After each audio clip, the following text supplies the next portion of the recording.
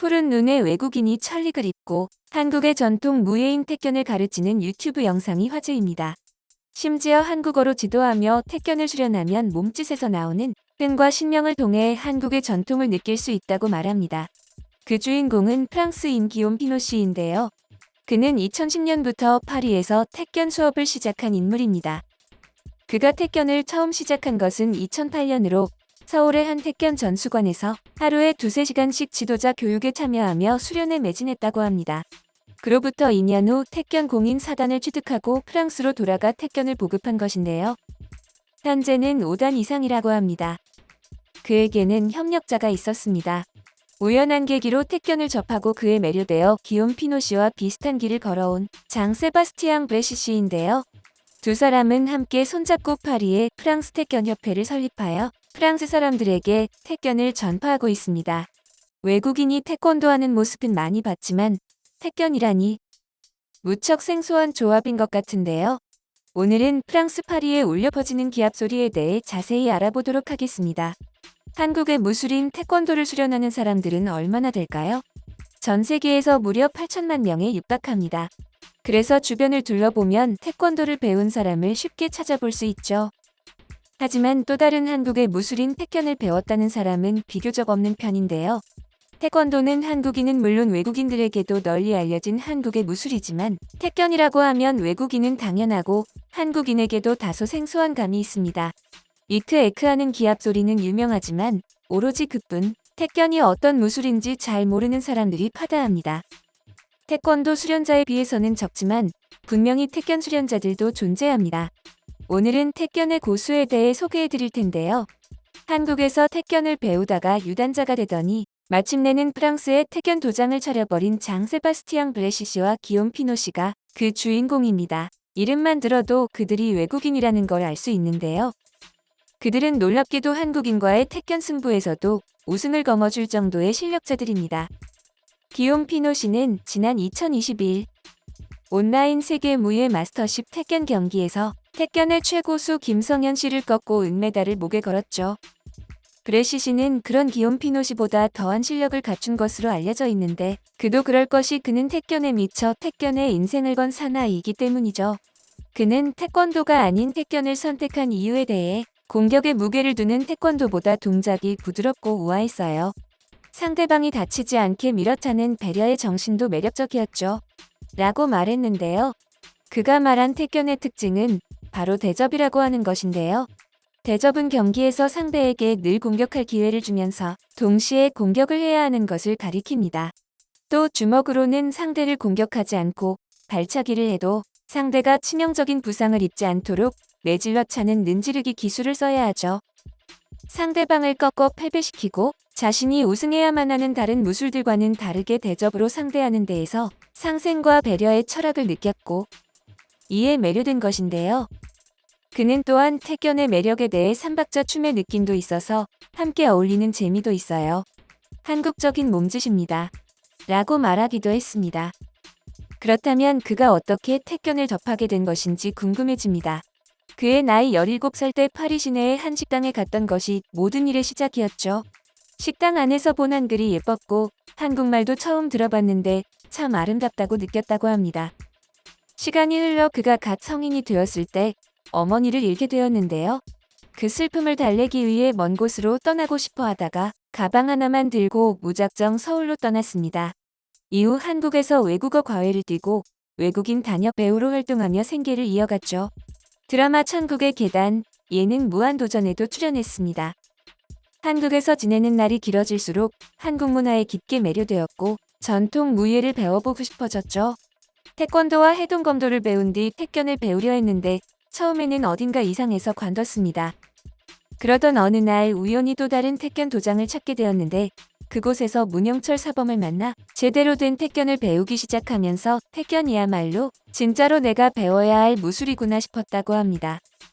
처음에는 일주일에 한 번 정도 도장을 찾으며 취미생활로 여겼지만 어느 순간 어느 누구도 강요하지 않았는데도 순전히 자신의 열정과 기쁨을 줬다 보니 매일 6시간씩 도장에서 연습을 하는 지경까지 이르렀다고 합니다. 그렇게 시간이 흘러 1년 만에 초단을 딴 그는 지도자 과정을 밟게 되어 극히 드문 외국인 택견 지도자가 되었습니다. 마침 그는 컴퓨터 그래픽 전문가였는데 그 재주를 살려 택견 웹사이트를 개설했습니다. 한글은 물론 프랑스어와 영어를 지원하는데 이 사이트는 현재까지도 잘 운영되고 있습니다.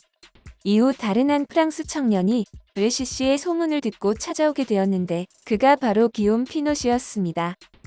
기욤 피노시는 어릴 적 프랑스 전통 무예인 사바테는 물론 유도, 합기도를 수련한 무술의 고수였는데요. 동시에 태권도 2단의 실력자이기도 했습니다. 기욤 피노시도 마찬가지로 우연한 계기로 택견을 처음 접했다고 합니다. 우연히 보게 된 택견 경기를 통해 부드러우면서도 강한 기술에 매료되어 택견을 연마한다는 자신과 같은 프랑스인 브레시시의 존재를 알자마자 찾아간 것이었죠. 무술 실력자로서 많은 점을 공유하였다고 하는 두 사람은 택견 고수가 되어 택견을 유럽에 보급하겠다고 마음먹고 프랑스로 돌아와 파리에 프랑스 택견협회를 설립했습니다. 파리뿐만 아니라 몽펠리에, 샤모니, 몽블랑 등 프랑스 여러 지역에서 지도했는데요.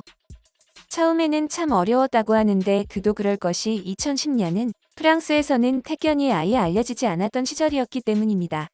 택견에 대한 어떠한 수업도 어떠한 자료도 없었던 것이죠. 처음에는 바뇰레 지역에서 수업을 시작했는데 그때는 한국인들만이 많이 찾아왔었지만 이후부터 슬슬 프랑스인들도 늘어났다고 하는데요.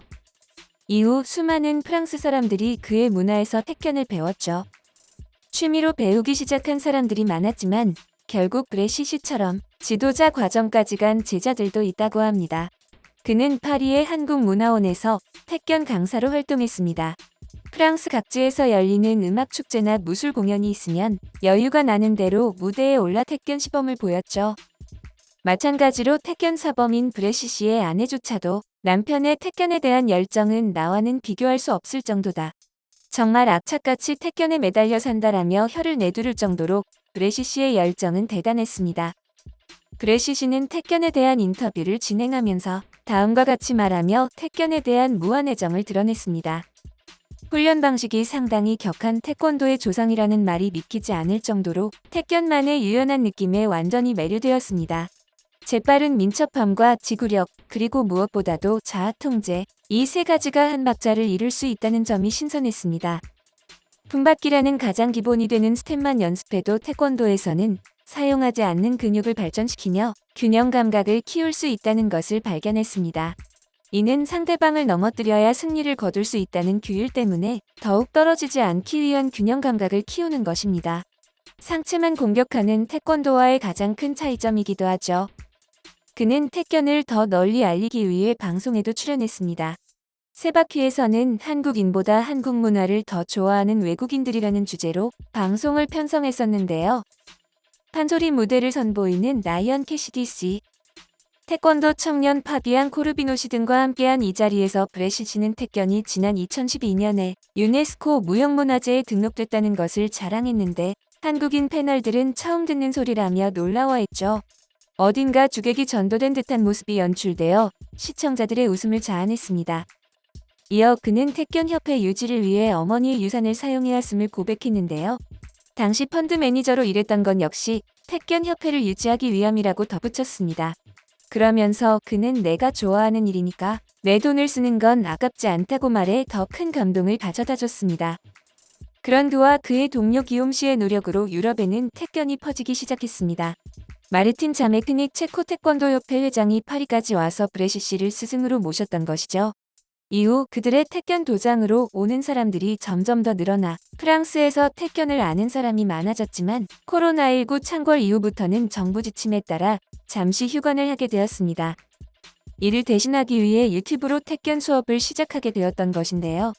기욤 씨는 지난해 봄 택견의 품받기를 지도하는 첫 수업 영상을 시작으로 줄기차게 동영상을 업로드했었는데요. 택견 기합 소리인 이크에크와 각 택견 동작을 유창한 한국어를 사용하여 진행하며 자막 역시 한국어로 제작한 점이 인상적입니다. 푸른 눈의 외국인들이 한국어를 하면서 한국 무술을 연마하는 모습이 참 신기하면서도 자랑스러워서 마음이 들뜨는 것 같은데요. 동양적인 것과는 영 거리가 있어 보이는 저 멀리 프랑스의 시내 한복판에 택견 도장이 있다는 사실 또한 무척 자랑스러운 것 같습니다. 그리고 비단 유럽뿐만 아니라 전 세계에서 인기를 끄는 무술이 되었으면 참 좋겠습니다.